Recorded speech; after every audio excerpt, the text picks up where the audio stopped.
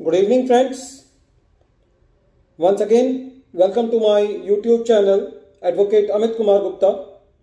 अपने income tax के cases की सीरीज में आज जो केस हम लोग डिस्कस करेंगे वो सेक्शन 271 सबसेक्शन 1 क्लॉज सी की पेनल्टी को लेकर के है। केस का नाम है Sterling Investment Corporation Private Limited versus Commissioner of Income Tax. ये केस मुंबई आईटीआईटी ने डिसाइड किया।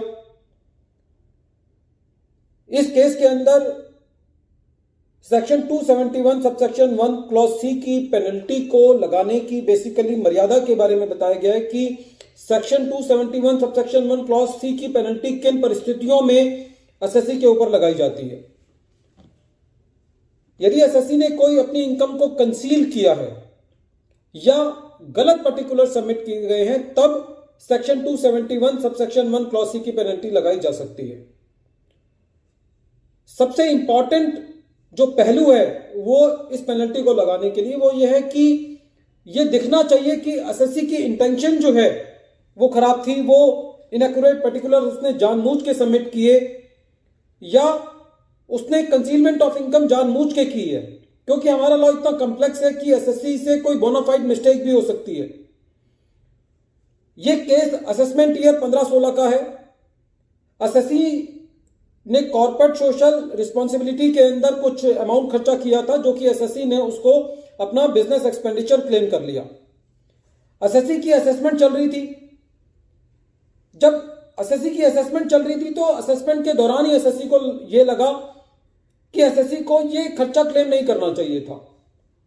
असेसमेंट ईयर 15-16 से सेक्शन 37 सबसेक्शन 1 में एक्सप्लेनेशन 2 डाला गया, जिसके अंदर यह कहा गया कि यदि कॉर्पोरेट सोशल रिस्पॉन्सिबिलिटी के अंदर कोई खर्चा किया गया है section 135 of the companies act के अंदर, तो उसको Holi and exclusively for the business जो है वो नहीं माना जाएगा, वो बिजनेस का खर्चा नहीं माना जाएगा।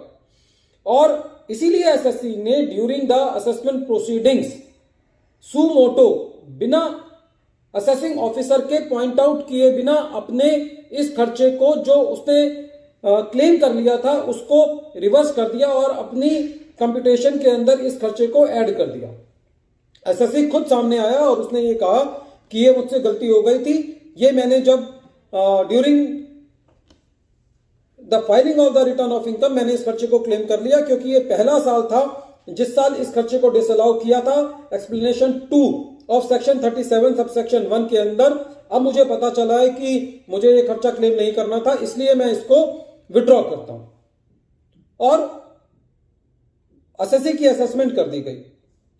लेकिन जनरली हम देखते हैं कि जब असेसमेंट होती है तो सेक्शन 271 सबसेक्शन 1 क्लॉज सी या जो भी पेनल्टी के प्रोविजंस उस टाइम एप्लीकेबल होते हैं, डिपार्टमेंट जो है वो as a ritual as a रीति रिवाज उसको पेनल्टी इनिशिएट करता जरूर है। और डिपार्टमेंट ने इस केस में असेसिंग ऑफिसर ने एसएससी के ऊपर पेनल्टी भी लगा दी कि साहब आपने अपनी इनकम कंसील की है, इनएक्यूरेट पर्टिकुलर फर्निश की है, इसलिए आपके ऊपर सेक्शन 271 की पेनल्टी बनती है।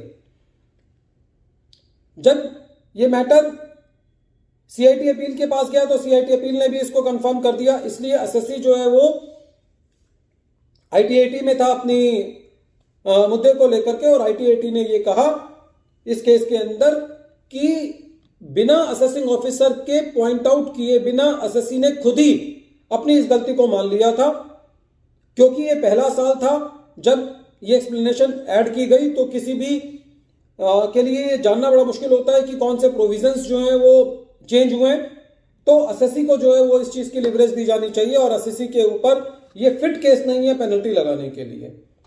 फ्रेंड्स, पेनल्टी लगाने के लिए खाली एक या दो चीज, बहुत सारे सर्कमस्टांसेस हमको देखने होते हैं कि क्या वो उन सर्कमस्टांसेस से ये प्रूव होता है कि एसएससी ने कोई इनकम कंसील की है या कोई अपने गलत पर्टिकुलर्स दिए हैं। यदि एसएससी को गलत पर्टिकुलर्स देने होते हैं इस केस के अंदर, तो एसएससी जो है वो वेट करता है असेसिंग ऑफिसर की। क्या पता हो सकता है कि असेसिंग ऑफिसर इस चीज को पॉइंट आउट ही ना कर पाए।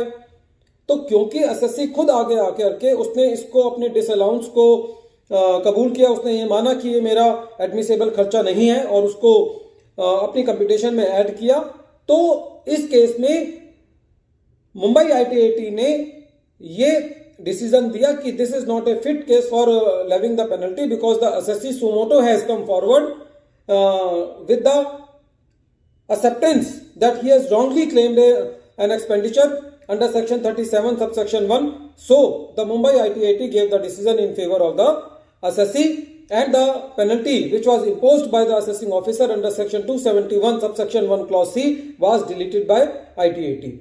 Friends, the name of the case is Sterling Investment Corporation Private Limited versus Commissioner of Income Tax Appeals. Thank you, friends.